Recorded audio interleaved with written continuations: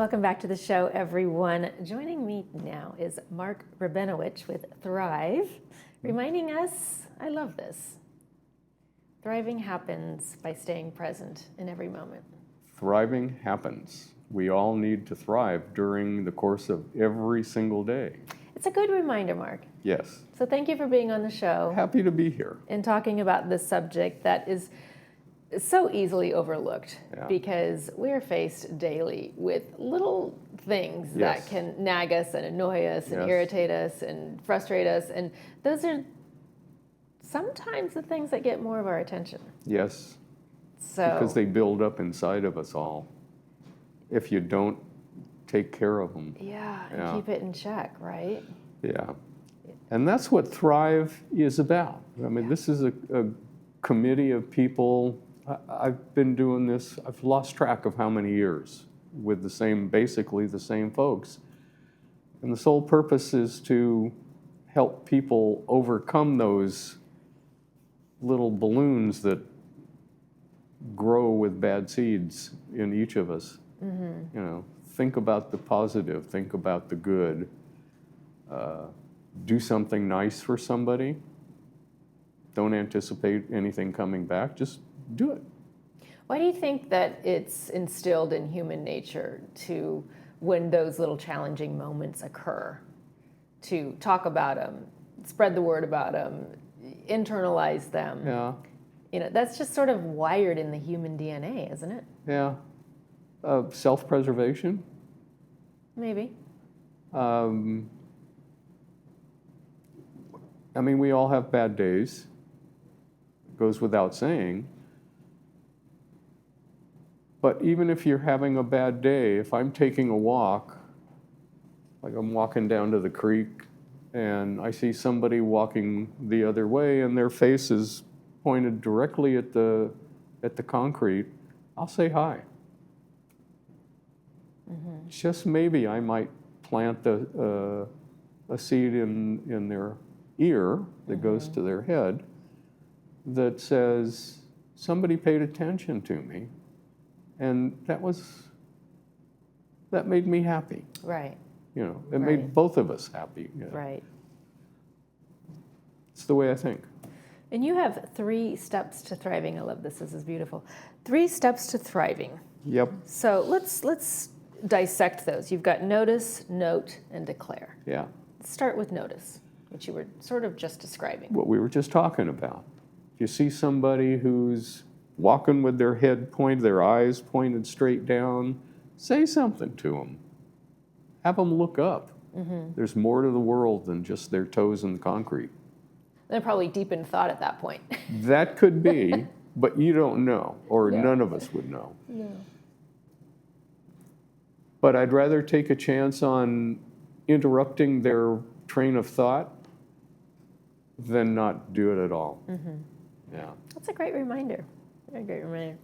Another great reminder is you have here note and gratitude. Yes.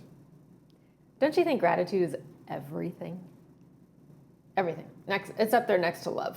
Yeah. Right? Yeah. Yep. When somebody says something to me that's a positive, someone does something for me that's a positive, someone just gives me a look with a smile, I like to respond with some form of gratitude. Mm-hmm. Thank you, thanks, like you just did, a smile back. That, to me, is answering exactly what the word gratitude is saying. You're expressing a thank you, if you will. Well, and I think what it does, Mark, is it just raises the vibration, right? Sure. Instead of being in sort of that low energy place, that's an instant raise. And sometimes people actually fight it. Sometimes they're like... Some people do. You know, it's just too much energy to go there. I'd rather stay down here where it's actually comfortable. Mm-hmm. We all have our comfort zones, right? We all have to talk ourselves out of it sometimes. Exactly. Right? That's where I was going. Exactly. You're in a comfort spot that's not necessarily up here. It's down here. And somebody says something or does something for you or whatever the case, and your comfort level starts coming up. Isn't that a nice thing? Well, I know a lot of people, it's sort of a pandemic in and of itself is depression, right? So many people suffer from that. And it's because most of the time they don't have a positive outlook. Right. And they don't take the time to turn those situations around and look at what are the positives that have come out of it and what could you find to be grateful out of those situations. You find the good and transcend from the bad to the good. And especially here in the village, because we are such a small, closed, if you will, I guess, community. Right. Where there are folks who don't necessarily come out of their houses much at all, except to go to the grocery store or on an errand, or maybe don't have a lot of friends who they can communicate with. It's, you know where I'm going with this. I do. That's why I'm constantly pushing people, get out and go to the clubs. Go socialize, go dance, go listen to music, go play sports, bingo, do bocce. Something. Yeah.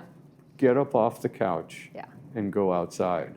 Because we all know the longer that you stay within, the harder it is to go without, right? That's right. Or to go out. Yeah. So, and it just has to do with the mental health, the physical health. Yeah. And if you sort of isolate yourself, then you kind of, your health follows. Of course it does. This controls everything south of it. Yeah. If you have a good thought, it radiates to the rest of you. Right. And with that radiation, might get to your hand and you might wave at somebody as you're walking by them and get them doing the same, doing the same thing. Exactly. Yeah. So what would you tell those folks who are maybe watching, kind of fall into that category? Yeah. Just happened. It wasn't necessarily anything that they sought out, I'm going to stay home today. No, it just sort of gradually happens where they withdraw from society. Like they want to be out there, but now they don't have the energy to do it.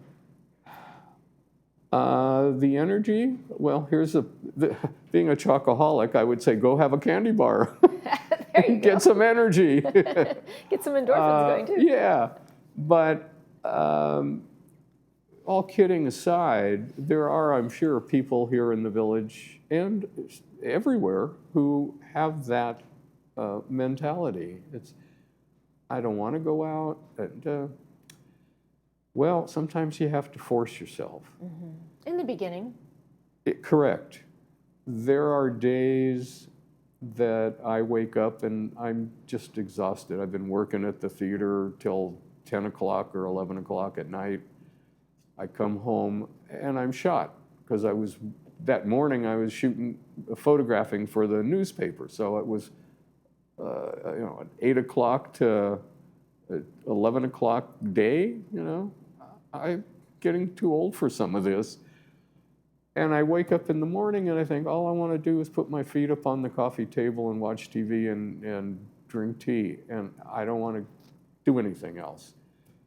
And then my logic kicks in and says, okay, big boy, go grab your camera and get dressed and go outside and take photographs of anything. Yeah. But go outside and do something.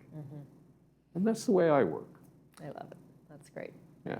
The other thing that I think could help somebody if they're sort of stuck in that mindset is a gratitude journal. I think even just being grateful for, where they live or the car they have or the friends that they do have, and just start small. Yes. And then build. It does. It sort of becomes its own avalanche because the more you're grateful for, the more things you are going to have to be grateful for. If you're feeling bad about, again, everything I'm saying, folks, is what I do. Right. If I'm having a lousy day and I'm feeling bad about things, and I turn on the news and I see all that's going on out in the world, my life isn't so bad. Turn off the TV. And go outside and do something. Yeah, I mean, it all comes around together. It does. Yeah, but it's so important that Mark, people thank you. do. You have such a great message. I appreciate you sharing that with us today. I'm very happy to do it. This is what Thrive is all about. All right, folks, go out there and find 100 things to be grateful for. Thank you for joining us today. Happy to. You're watching This Day on Village TV. We'll be back after these messages.